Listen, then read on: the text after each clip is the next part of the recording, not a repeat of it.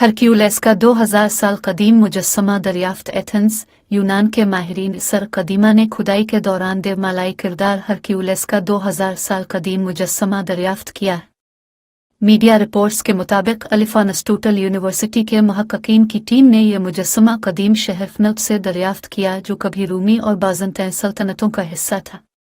मज़कूरा मुजस्समा अगरचे कुछ हिस्सों से टूटा हुआ है, ताहम माहिरीन इसे दुरुस्त हालत में करार दे रहे हैं। रूमियों की देवमलाई कहानियों में हरक्यूलेस का किरदार यूनानियों के हिराक्लेस के मसावी है। देवमलाई कहानियों में हरक्यूलेस अपनी बेमिसाल ताकत के हवाले जाना जाता है। हरक्यूलेस को तस्वीर में अमूमन कांधों में शेर की खाल का जुब्बा ओढ़े और हाथ में डंडा पकड़े आलिफ जाता है। प्रोफेसर और तलबा के ग्रुप ने मौका से ये तमाम चीज़ें दरियाफ्त की, जिससे उन्हें मुजस्समे की शनाख्त बतौर हरक्यूलेस करने में मदद मिली।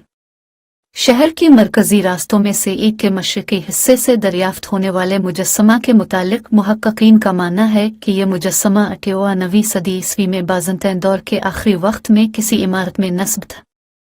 वाज़ेह है कि फनब यूनान का एक अहम शहर था, जिसका कदीम नाम कर्निस था। इस शहर को थीशैन नवाबादकारों, जिनका ताल्लुक करीबी जजीरे थीसोस से था, ने 360-359 कब्ल मसीह में आबाद किया था। सना 356 कब्ल मसीह में शहर का नाम मैसिडोन के फनब दुवम ने बदला और 14वीं सदी ईस्वी में शहर को उस्मानियों ने फतह किया।